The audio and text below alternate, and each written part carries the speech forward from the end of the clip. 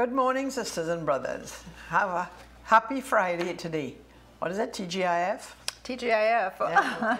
And so, well, we thank God for every day, but we thank God for Friday today in a special way because this is News and Views, where we read the Catholic news and the international news, and we share it with you, and we hope that you will share with us too. I'm Lilias, Milne. And I'm Sandee, Bengochea. Glad to be here again. So here we are once more. I'm glad to be here with you again, Lilias. Well, it's been a while. A few weeks. It's yes. been a while. Good to be back. Just briefly. Just pinch hitting. Yes. And you know, today is a significant day in our country. It was a sad day. Yes. 28 years ago. Yes. Huh? Yes. Yeah, 28 years ago it was a tragic day. A very tragic day, a tragedy that lives on. Yes. Because I think something very, very deep happened in this country that as a result of that, and it was like a loss of innocence. Yes. You know. Yes. And it changed our character as a people. And I think we've been struggling since then to come back to the people that we were. Yeah. And to be a loving, caring, and people who enjoy life, instead of which we become angry and impatient, and so we mark the anniversary, and we pray that healing will come to the nation. You know, as we pray in this, remembering 27 years, and we pray that we go forward from here on, that we'll be healed, that we will lose our animosity, that our fears, become that we just learn to love again. 28 years ago, you know, Trinidad can be described as before 1990 and after 1990. Yeah. And I just hope that we learn to love again and to be that, as you rightly said, a total loss of innocence took place at that time. So we go forward in love. Well, there's a picture on the front page, a couple of very interesting pictures actually. And this one is an African seminarian who was then Gabriel Yao Nyama, and he was ordained along with who was the other?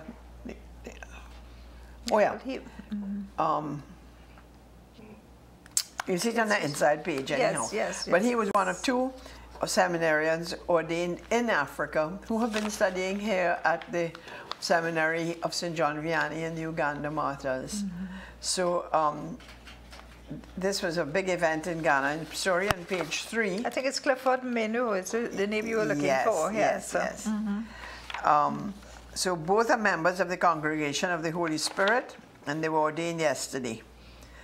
Not yesterday, they will be ordained tomorrow, Saturday, in their homeland, along with Reverend Pascal de Cura and Joel Yoba Marfo. To the all they were ordained to the diaconate. And you know, you get a sense that the whole diaconate, the priesthood, and so it's just like coming alive, huh? Yeah. You know, with the aspirants. And it's so beautiful that here we have a group that went to Ghana, including Bishop Gerald County of Kingstown, St. Vincent and the Grenadines, and Father Gregory Augustine of the Spiritan Fathers, and Father Ashton Pear, and Sister Philip Jouffroy. So we had a Trinidad contingent go to Africa. So it's a whole coming together of the Universal Church in such a close, intimate experience. So we praise God for them, for their.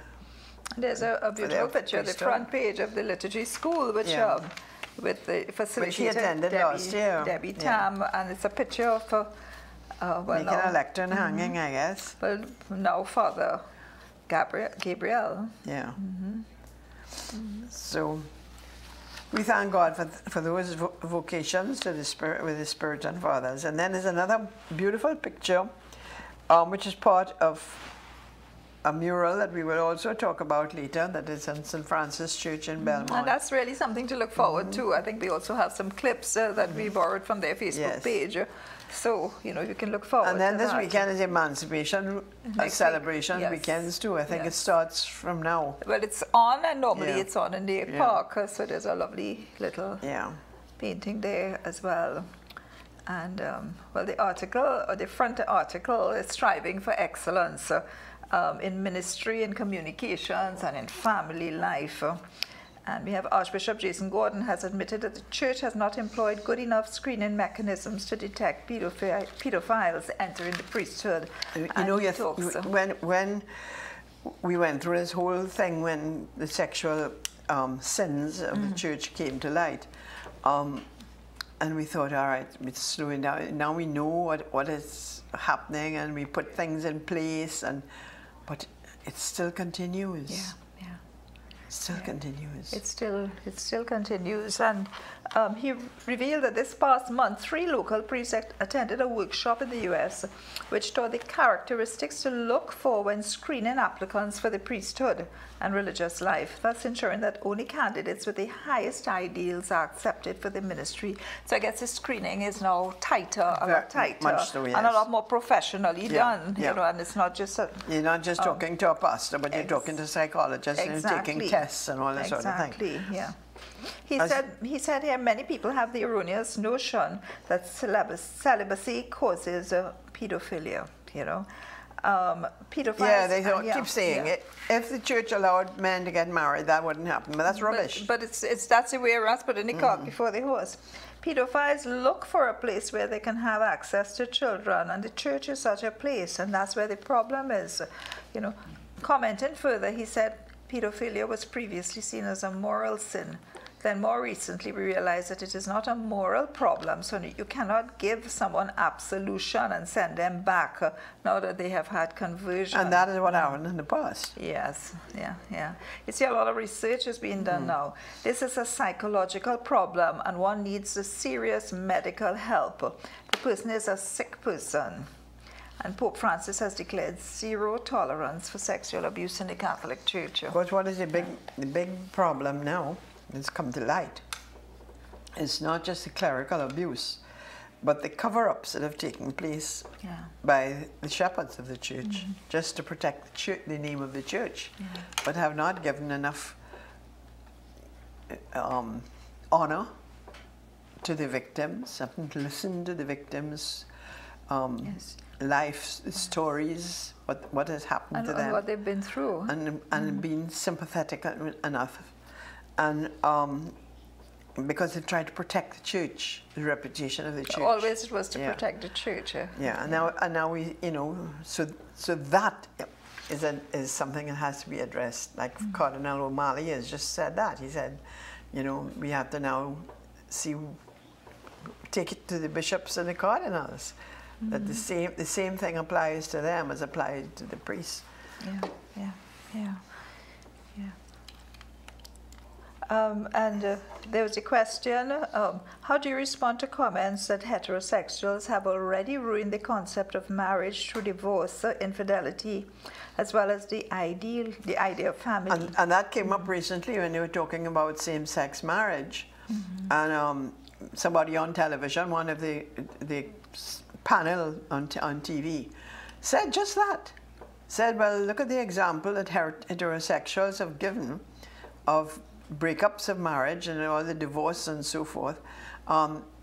Maybe we should let others try it, sort of thing.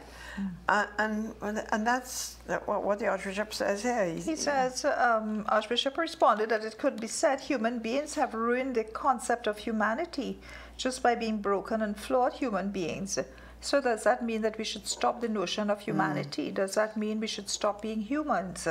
And in another analogy, the Archbishop noted domestic violence and absentee fathers could be said to have ruined the idea of masculinity. So what, we walk away from the concept of manhood? Archbishop Gordon reminded that although human beings are flawed, they ought always to strive for excellence. You know, I suppose people will use their own logic in their own ways, but the truth remains the truth. Absolutely, and again, the the vast majority of pedophiles are actually married men. Yes. So that does away with that argument. Yeah, because you see, they have to always find places to hide who they really are, you know, and a marriage, within a marriage is as good a place as any. Yeah. And, you know, within a marriage you find a lot of strange characters. Well, you have incest and that.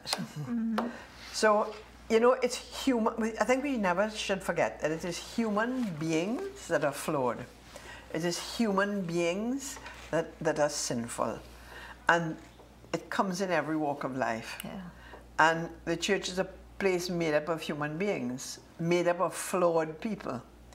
And so the challenge to us as a church is, how do we go forward with that awareness? How do we deal with people? How do we deal with the problem? And I think what is really beautiful is the openness now, and it's like putting it on the table and saying, you know, to use the Archbishop's words, let's deal with our humanness and let's manage, because it's not going to go away. We can't stop it. You know, being male, being whatever, you know, in families, and so all the things, you know, absentee fathers is a big part of Catholicism, the Catholic reality that we have to deal with, as well, domestic violence, as in all other religions, and because it's what humans do, you know, domestic violence, all the other things, we have to put it on the table and deal with it. And talk about it. And talk about it within the context of our faith. Yeah. And you know, nobody is inviolate. Nobody, you say, oh, that couldn't be so because that person is so and so and so. You know. You know, so it's a reality that we have to put on the table and work with them as well. And now we turn to page 2 and the editorial, Rekindling Parish Community. For those of us old enough to remember, there was a time when local communities were real and vibrant. Neighbors knew each other's names. Children played all over the neighborhood and could be found in each other's homes. You know, that was holiday time. Mm-hmm. Holiday time is when the kids roamed in a pack from one home to the next and played cricket on the street and football in somebody else's yard. And teachers, magistrates and police officers, and of course the parish priests, were persons who were respected and had real influence. The church and the primary school were places where the community congregated. But over the last 50 years, much of this has changed. And we know that television is responsible for a lot of it. And as I said, secondary school opportunities expanded, and children from one area would travel sometimes great distances to secondary schools far away. And so it meant that they lost touch with their neighborhood, and the children in the neighborhood, they would not all be going to different schools. And so and separations. And then, of course, came the internet and television and this social media and Instagram and WhatsApp. Yes, and all the little groups in the church started, like the CYO, they talked about here, you know, a virtual disappearance of Sunday school, of the Catholic youth organizations, the CYO. And yes, there were activities at the church. Yeah, activities. I remember clearly as a young girl, the church choir was the community choir. You know, we would go to the church choir practice on a Friday, choir practice on a Saturday, and it was so much more than just choir practice. Yeah, because you lime afterwards. Hanging out. You know, that's when you got to really know the neighborhood people, the youths in the church, and so, and it was a time, I mean, you look forward to, you play table tennis afterwards. There were things that you did, you know, arrange hikes on a weekend together, and it was a circle of people who belonged And it's important, I think, that parishes have to own that once more. Have activities in the environs of the church that will draw young people to the church. As you see, table tennis is one good, cheap, easy way. Yes, to get it done. And other things like that, and organize a church picnic with the youth of the church, or a hike to some place close enough to the parish. You don't have to hire a bus and all that. Yeah, I know. Sometime earlier this year, we did a little hike up our mountain at Mount St. Benedict there with the core group, and it was a beautiful time. So many people, but you know, Lilias, it's hard to get the young people. Because they much rather sit down with a device. Yeah, and it's hard to get them to to activate, even among themselves, you know.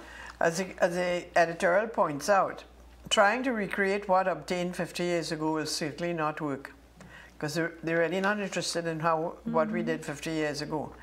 The world has moved on, and our young people especially are in a different place. Whatever we do, we must engage our youth meaningfully and on a sustained basis. John's Gospel for Sunday offers some clues. First, people are drawn in where they can get real help and hope.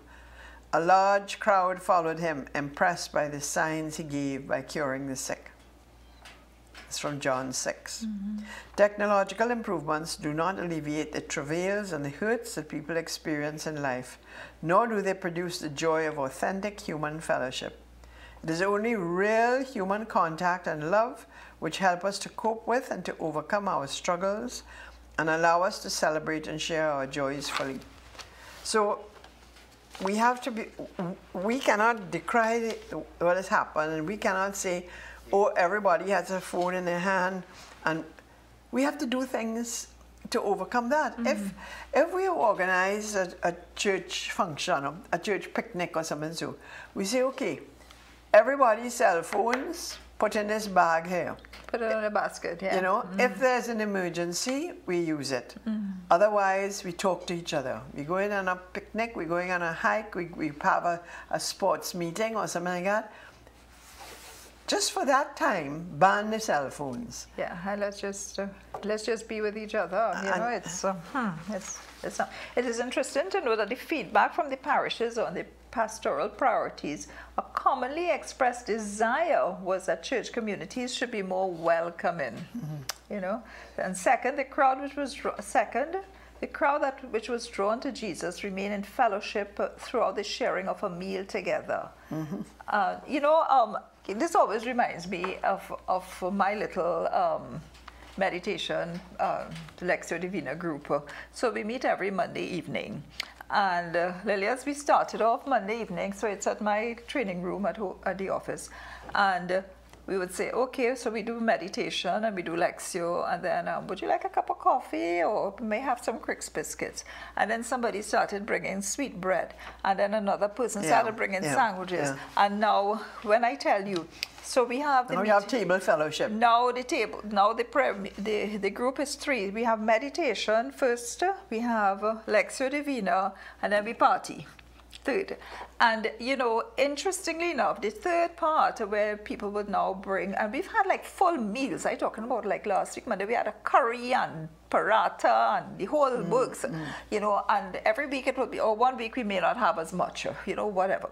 And what is interesting is that part of the meeting is where the fellowship, the relationships start to happen, where people start to get to know each other's needs, start to get to know each other better, complete strangers, and now, you know, getting to know each other, and the real community is built during that. And also, you know, the outreach that the group has decided, well, we're going to do things within the community. And so it started from conversations then. So, you know, and interesting when you study the group, yes, we meditated in silence. We meditate in silence for 20 minutes.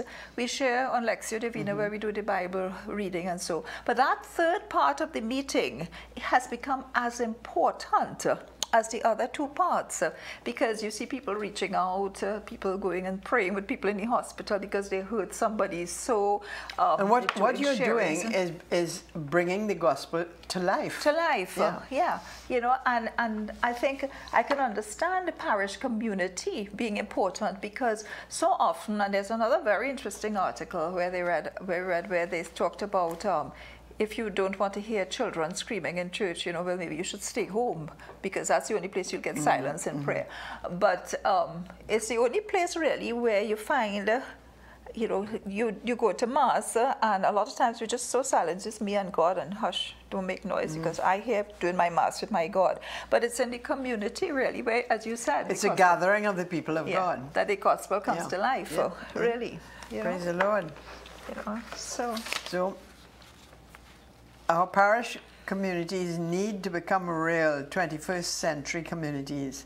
The physical church or parish hall should be an oasis for prayer, sharing, and fellowship, just as Sandee has just shared. Mm-hmm. And we can use social media to help us communicate and congregate. But we don't use social media while we are congregating. Yeah, well, that's different. So I think maybe we could pause for our first clip of the day, because we could get carried away talking and forget the clips, you know. And Gitlin goes to a lot of trouble to put these clips together. So we have Catholic social charism kept relevant. And I think that ties into what we are talking about.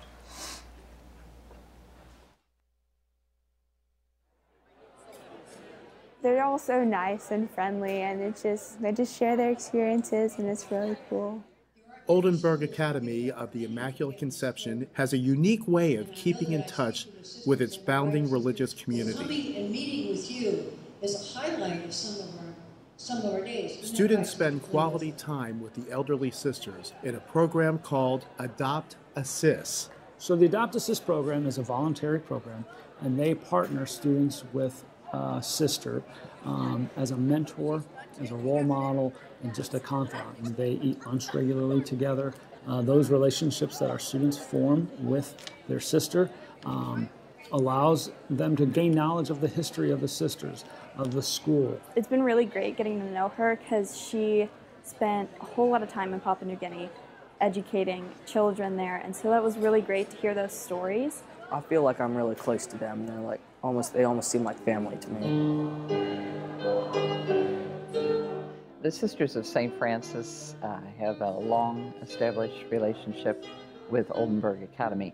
Our community was founded in 1851, and after that first year, about sometime in 1852, the school was formally established, which is now Oldenburg Academy. The sisters have faced declining numbers for several decades.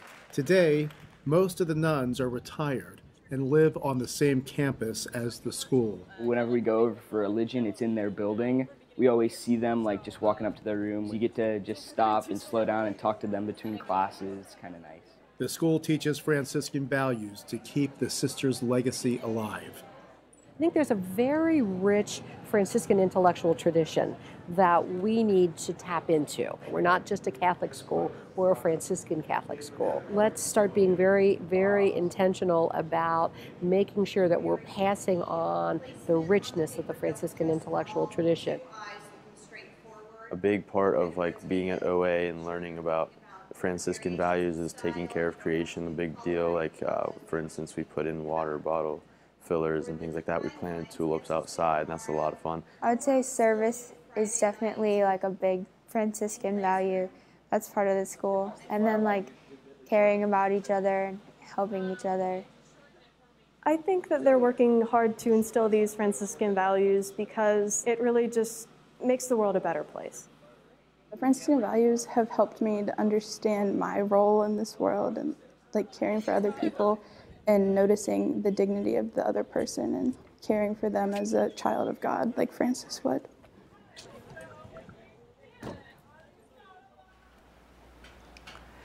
Of course, the ethos of a Catholic school is something that you can't really describe easily in words, but you have to be part of it and live through it, because apart from the academic side of it, there is so much more.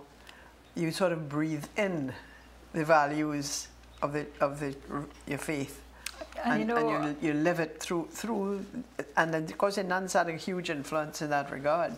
Now it's much more secular, but still, if it's in the hands of Catholic lay people who are committed Catholics, they bring the same ethos to the whole education process. And I think it's so important that we continue to do that, because in the quest for academic excellence, I think we are putting that on the back burner very often. And you know, hats off to the schools now that are trying to, that are making it a priority, because you know, it's the very reason, it's the reason that's for their existence.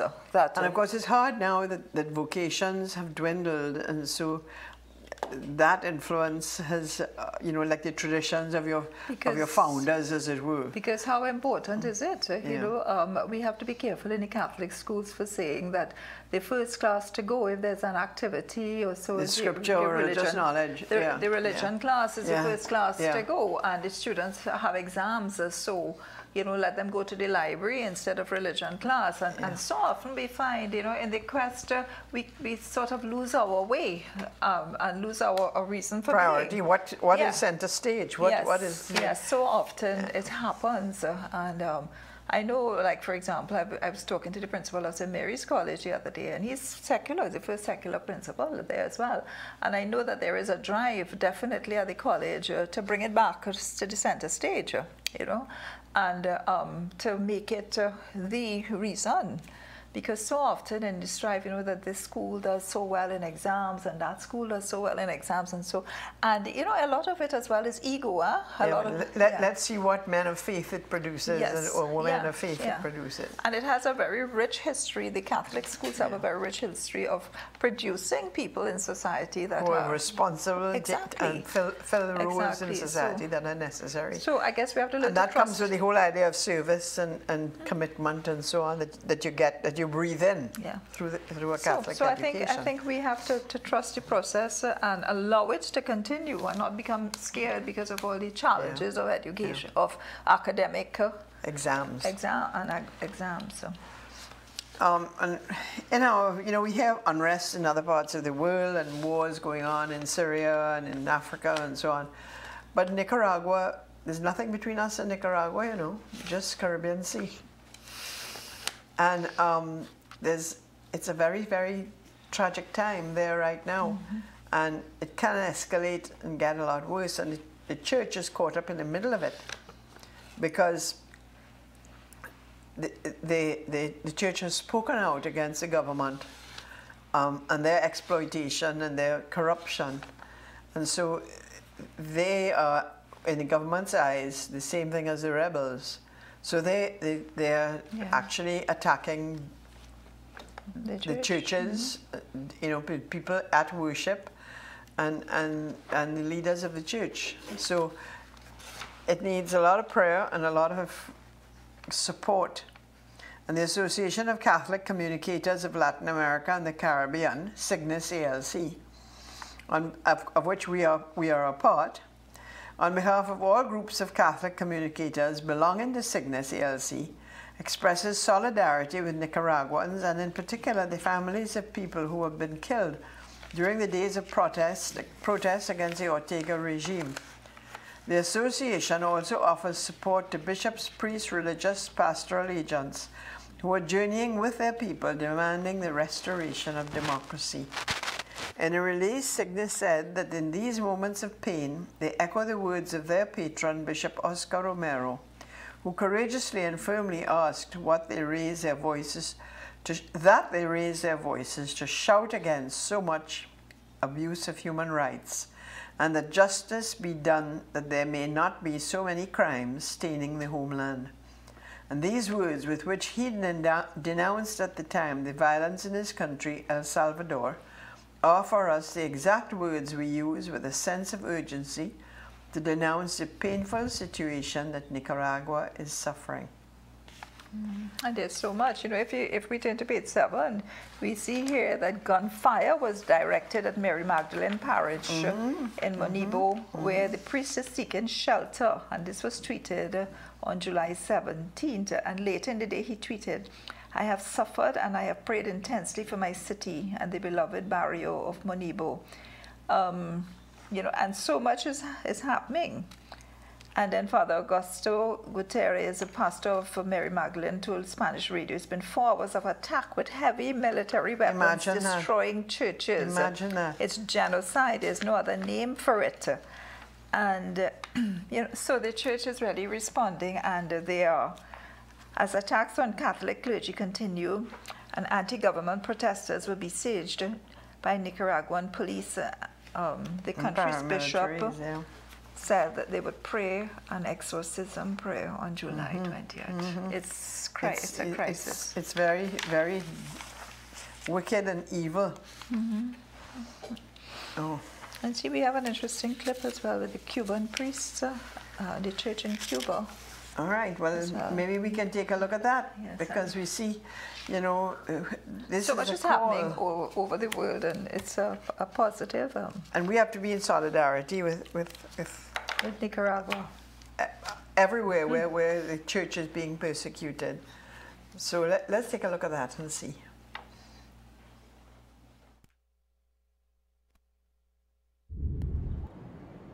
Father Roland studies communication in Rome. He hopes to return to his native home, Cuba, and communicate more effectively the life and activity of the Church. However, he will not have it easy. The church in Cuba faces difficulties. For example, it does not have a stable media presence, and it has only been gradual. Bishops have been on the radio only 2 or 3 times a year. We want the opportunity to communicate the church's activity, but now it is not recognized. However, when there are big problems, there are bigger solutions. This priest speaks of a church which, despite prohibitions, has not been discouraged. On the contrary, these limitations have led to creative projects, like these mission houses. Faced with the difficulties imposed by the communist regime to build churches, homes have literally become domestic churches. It is difficult because churches cannot normally be built. 3 have been inaugurated, but we've asked for many years to build churches in towns where they do not have them. In general, Cuban towns have Christian communities, with or without a church. Even strong Christian communities without a church still receive formation, the Eucharist, and other sacraments from under a mango tree or in similar places. The relationship between the church and the communist government has been developing for 60 years, step by step, with much effort in dialogue and understanding. However, as Father Roland explains, there is still much to be done in terms of religious freedom. There's freedom of worship, but religious freedom requires more. We still have a long way to go. I wouldn't say there's none, but I wouldn't say there's a lot. We are still developing, and there's still a long way to go to achieve religious freedom. Along the way, there have been great and important gestures, such as the presence of the pontiffs on the island. And although timid, the recent visit of new President Díaz-Canel to the shrine of Our Lady of Charity of El Cobre. According to this priest, it is evident that the Cuban people are deeply religious.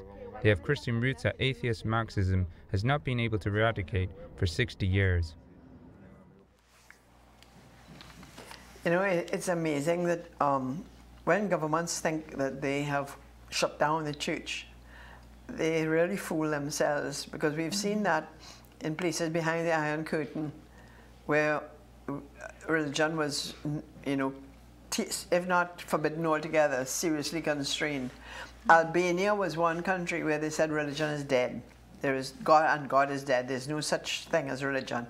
And the minute Albania fell, the underground church came to life. You know, it's no secret that it is the church, the Catholic Church, is actually studied in business very often as the only institution that, and the only business or institution that has been alive for 2,000 years. You know, and how does an institution remain alive for 2,000 years? You know, having gone through many persecutions. Exactly, so, including crucifying what the head of it. That this small gathering, a small kernel of faith, meet together and keep the church alive, because it's people that is the church, not the buildings. Yes. So as he says there, you have living room churches where you don't have a church, so the church meets in somebody's living room. Yes, and Christ is present there, and so you cannot get rid of the presence of God.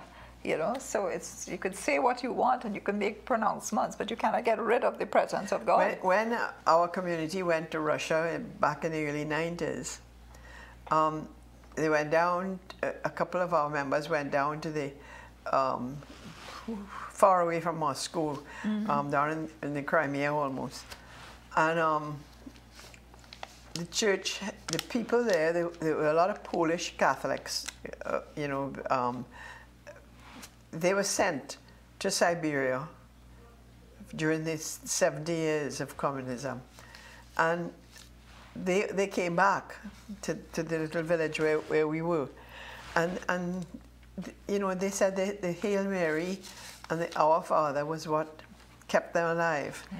And those that remained in the village, it had taught that to the children. So that even though under the Soviet regime that was forbidden, nevertheless, by the time this communism was overthrown, all the old people who had that, you know, that flame of faith, it came out again. Just came back up. Huh? Yeah. And it's amazing. Yeah. It remains there, you know, and so often, you know, you think about it, even if you put it in another perspective in your children, so often parents say, you know, my child, you know, she's no longer, but that flame is there, you know, that flame is there, and it's in their hard drive, to use their language, and it is going to come alive when it needs to. And we see that happening in Cuba, our Caribbean neighbor. Yeah, well, I think the lines are open now.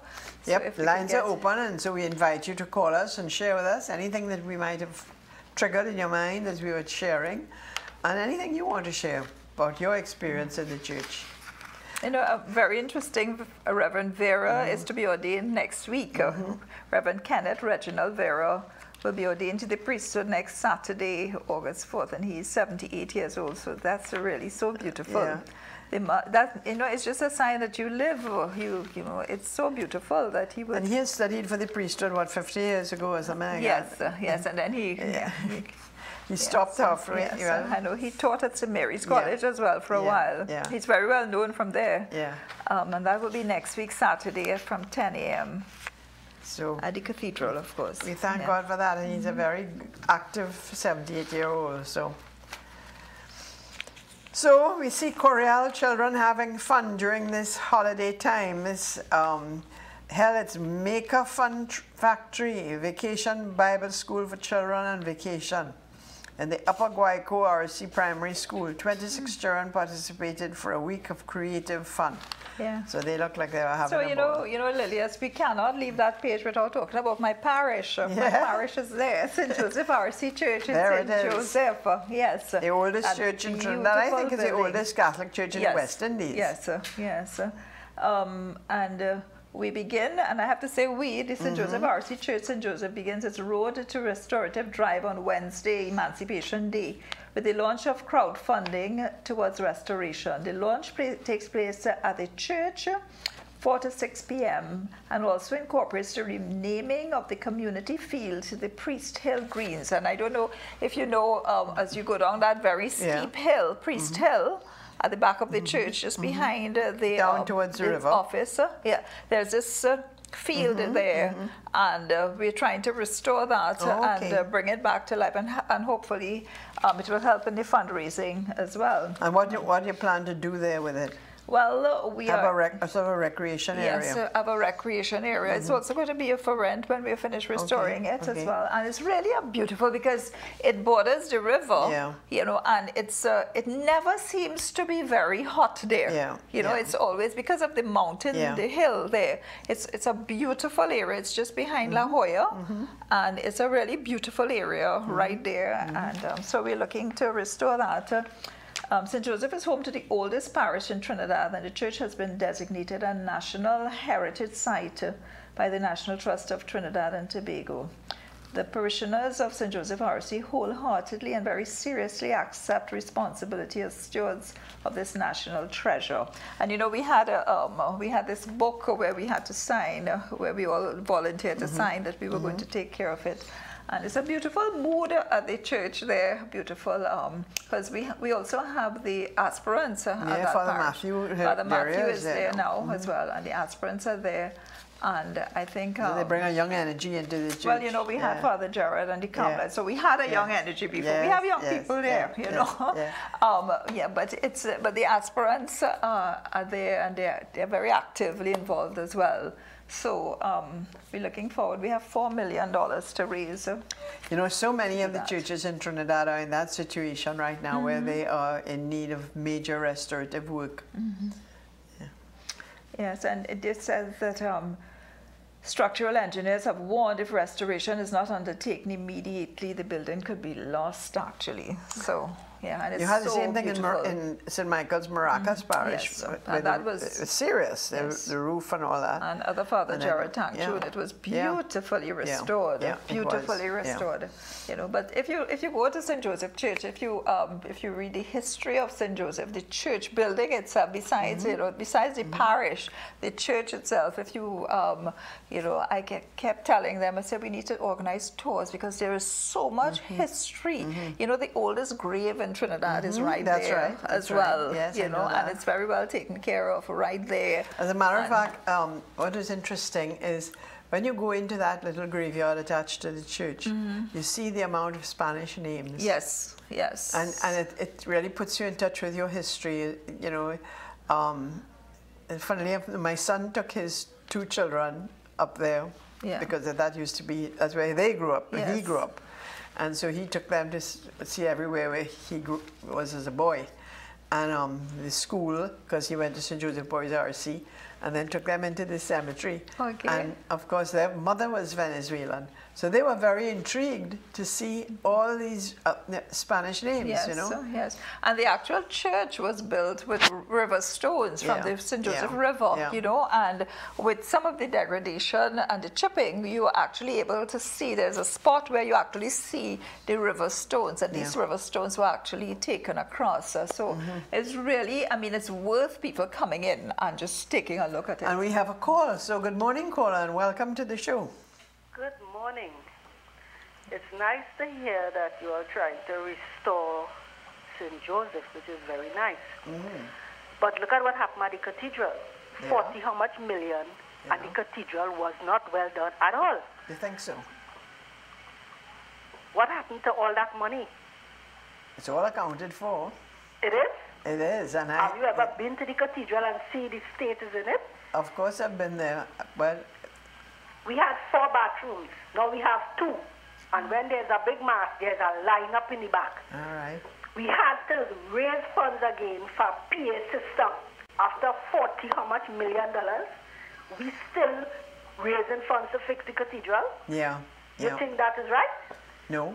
Thank you. Have a blessed day. Okay, God bless. Thank you. And I guess, you know, the cathedral had a lot of structural work at the bottom because the sea was coming in. You couldn't see what had to be done. And I think a lot of it. The whole crypt and all that was like a swimming pool with water. And a lot of the work had to be done under the cathedral. Which is not seen. Yes, which was where they. And the whole place could have collapsed. Yes, the whole place literally could have collapsed. So I know. So the work was, real engineering work that took place, and the walls to be strengthened and all that. And there was almost the sea was under the cathedral, exactly. You know, and I think that was the biggest problem. I mean, we forget that cathedral was, when it was built, the water came right up, the sea came right up there. There was a beach and then the sea. It was land taken from the sea. Yeah. So a lot of the work was done under there as well, you know, but And we have another call. Morning. Good morning.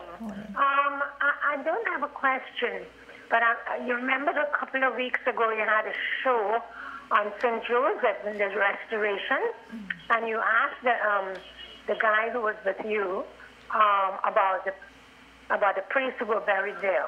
Well, I have a little leaflet, and it was done by the Dominican fathers, and what is it?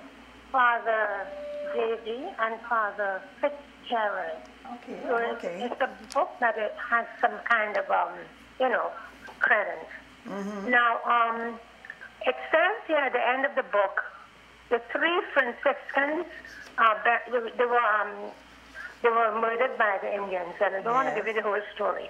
The 3 Franciscans are buried in the parish church, St. Joseph, and the place is marked with a cross on the floor of the church near the choir.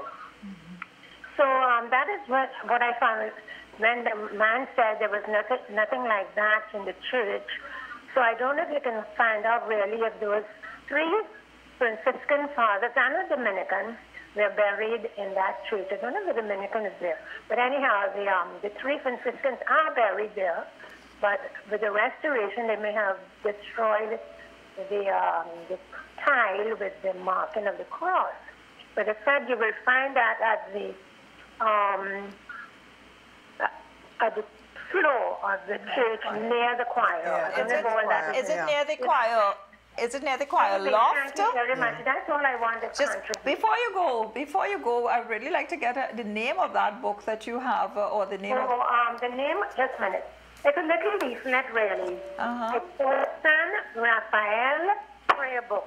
And I don't think you'll find it but I can send you one if you want. I would love if you send it to the parish and address it to me. If you send it to... How do I get your address? You can either send it to Living Water here, and I will get it to Living Water. What is your name, please? Sandee, S-A-N-D-E-E. Sandee. Yeah, Sandee, would that be okay? Yeah, that should be fine. And just if you send it to Living Water. Thank you so much for that information.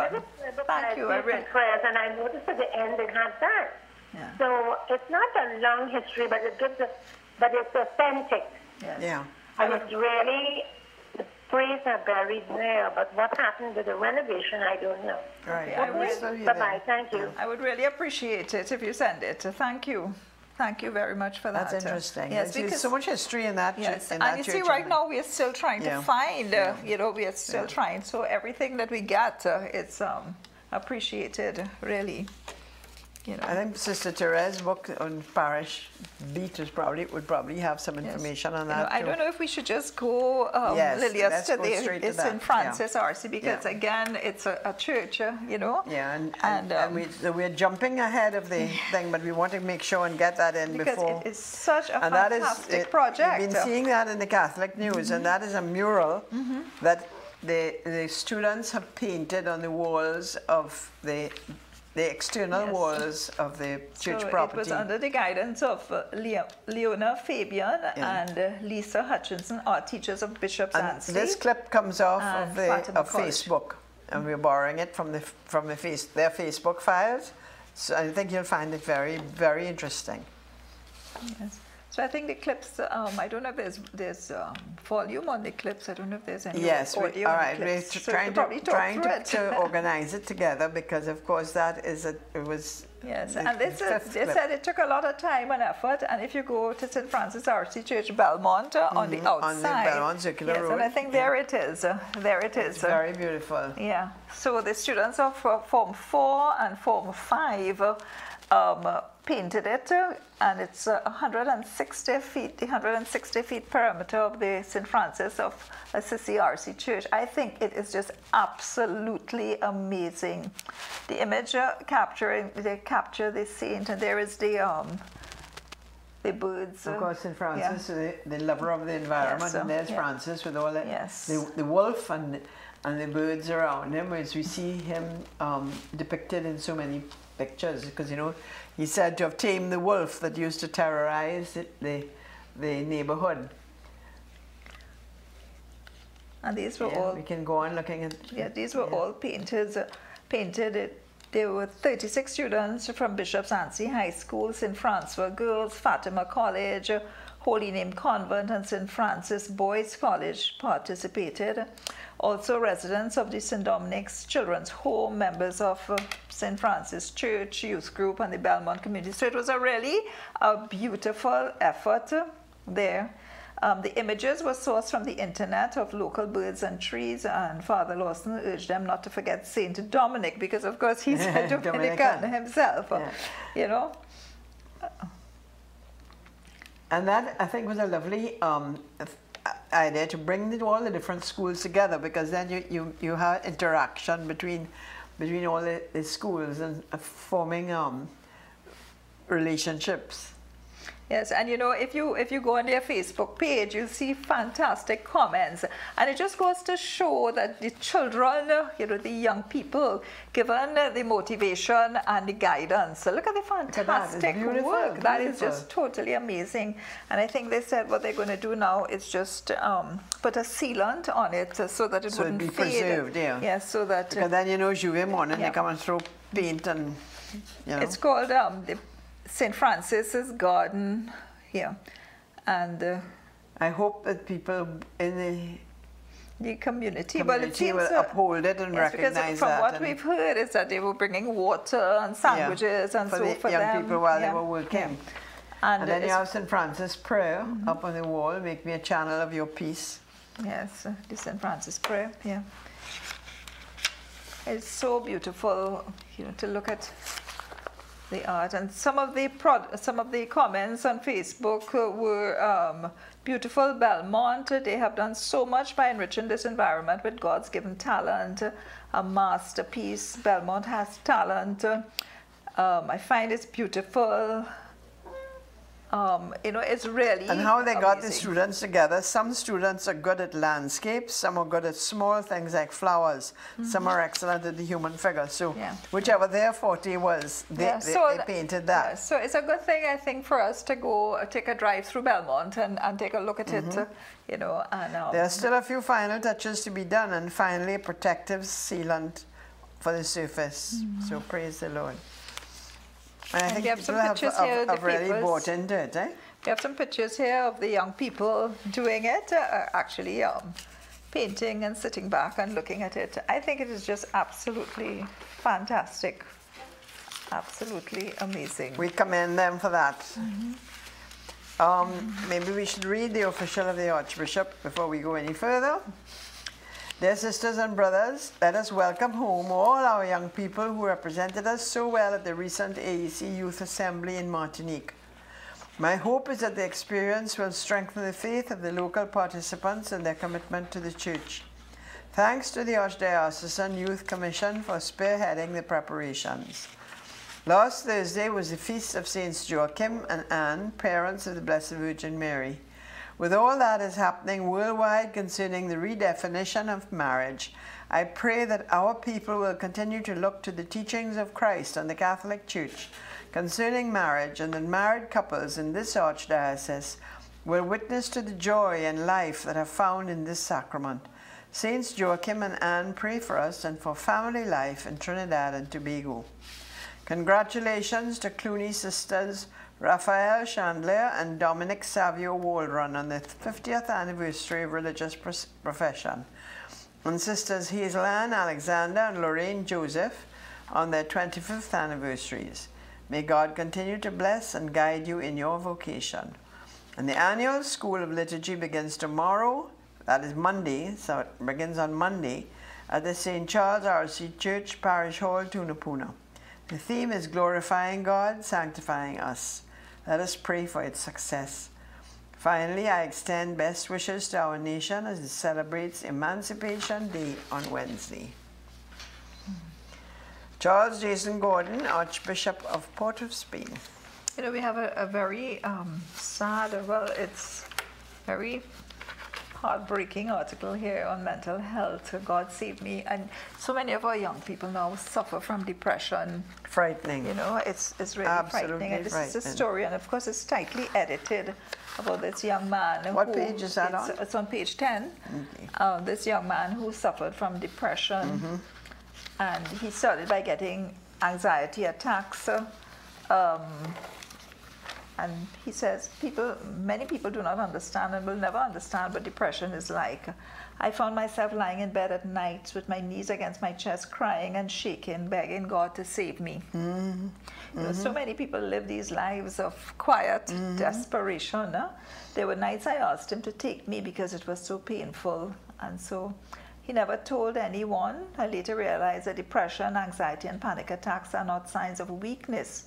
They are signs of trying to be strong for way too long. The human spirit can just take that something for just long enough. Sometimes it's okay to not be too strong, you know, and to just find someone. And I think it's time, you know, people who are caregivers, people who are parents or brothers, siblings, can detect that a change of pattern in somebody's life, change of their personality, and you don't just shrug it off, but you see what is happening here, and not be ashamed or afraid to seek professional help.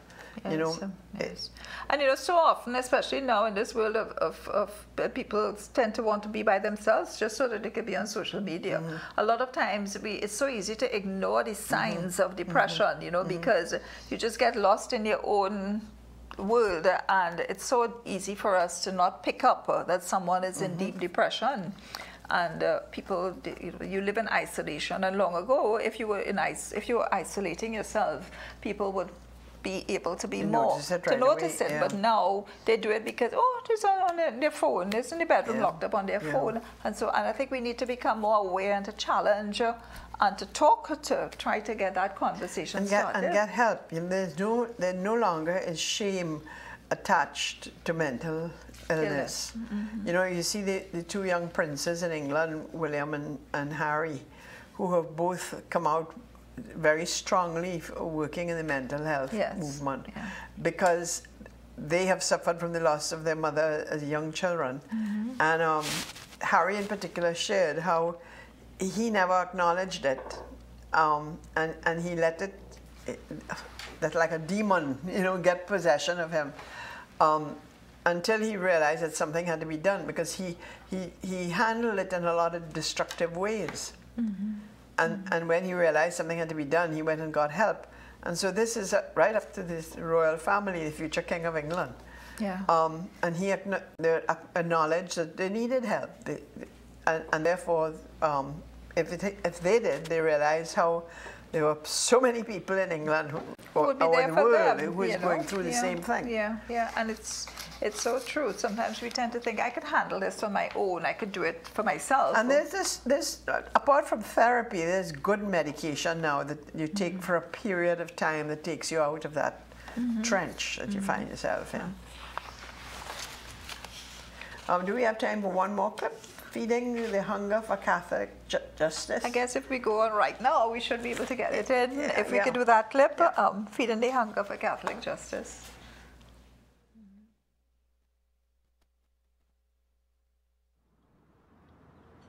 After working in the school cafeteria for a few lunch sessions, I saw the amount of waste that the kids were producing, and I knew that there had to be something we could do about this, both to reduce the amount of waste we're sending to the landfills, as well as to be in line with our mission as a Catholic school to help others in our community. Ingrid Allen then discovered a program called the Food Bus, which now helps about 50 schools nationwide avoid food waste by feeding the hungry. St. Mary's School quickly got on board. Food Bus was launched in 2012 by Kathleen Dietrich, a Catholic parishioner of the Church of the Little Flower in Bethesda, Maryland. So I was in the cafeteria having lunch with one of my kids and helping them learn recycling, and stood next to a table, next to a recycling trash can, and kids just started piling up all this food that was unopened, uneaten, not expired, and I asked the principal if I could take it to a food pantry. He didn't let me take it that day, but he said, why don't you set up a relationship with a food pantry? And I did, so we formalized it. I set up a nonprofit called Food Bus so that I could buy refrigerators for schools. And then we talked with the children about what we were doing, that they could choose now to donate their food to someone hungry instead of throwing it out, and that we would take it over once a week to the food pantry. And it just took off like wildfire. And the most important thing is that the children end up being the ones that inspire it to keep moving and growing, because they get it and they don't have to throw out their food anymore. And I think it feels good to them to be participating in that, and it teaches them a little bit about hunger in their community and being able to help at any age in a really meaningful and in an immediate way. So I think the kids have a new understanding of the value of food and understanding that they have a duty to help those in our community who are facing hunger every day. And on that note, we got to say goodbye. We suggest that you read the back page of the Catholic News Conversations with Archbishop J, The Family, Our Caribbean Reality. It's what makes Caribbean family. So God bless you all. Have a beautiful, blessed weekend.